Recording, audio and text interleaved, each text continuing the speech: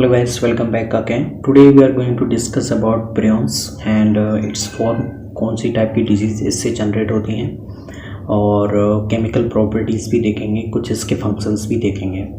तो बेसिकली अगर हम बात करें तो 1980 से पहले बेसिकली जब प्रियंस डिस्कवर हुई में उससे पहले दो टाइप की इन्फेक्टियस पार्टिकल्स थे जिनके द्वारा डिजीज़ जनरेट की जाती थी, आपकी बैक्टीरिया और वायरसेस।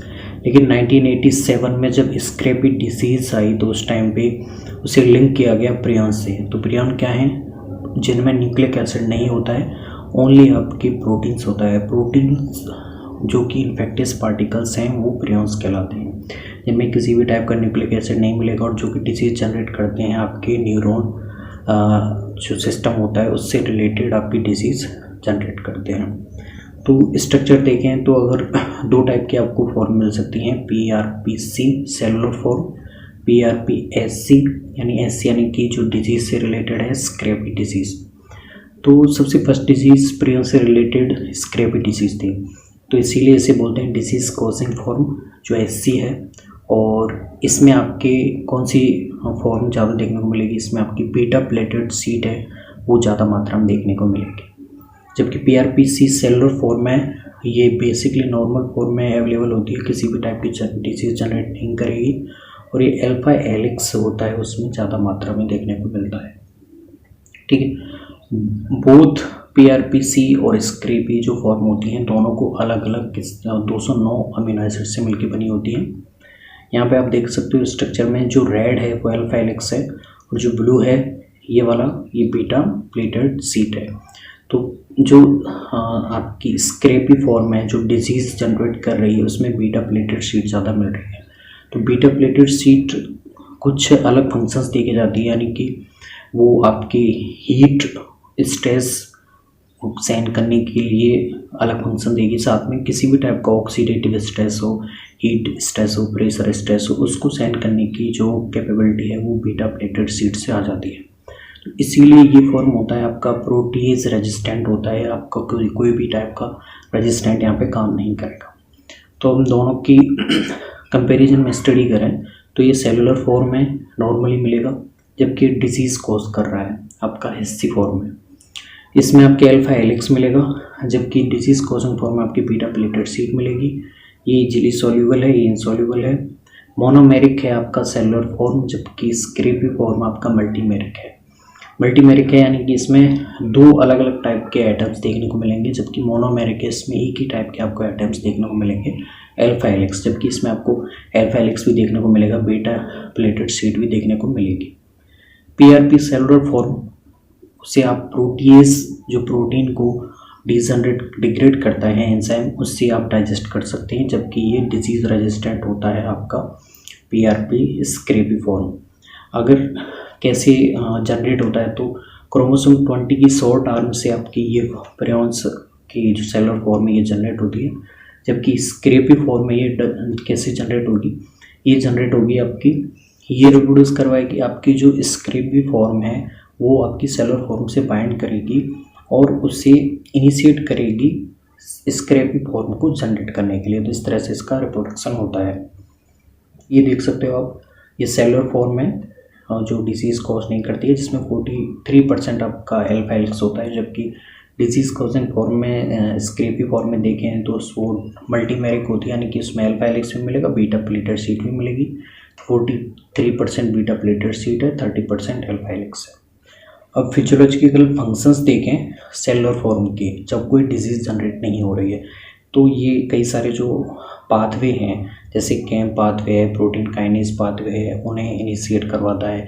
साथ में ही सेल में कई सारे प्रोलिफरेशन है, डिफरेंशिएशन है, सेल डेथ है, उसमें इसका मेन इम्पोर्टेंस रोल होता है। साथ में कुछ अलग फंक्शंस होते हैं जो कि इम्यून सिस्टम में या फिर आपके जो न्यूरॉन सिस्टम में इन्फ्लामेटरी रेस्पॉन्स हैं, साथ में कुछ को एसेसरी वर्क भी कंप्लीट करवाता है आपका PRP सेलुलर फॉर्म।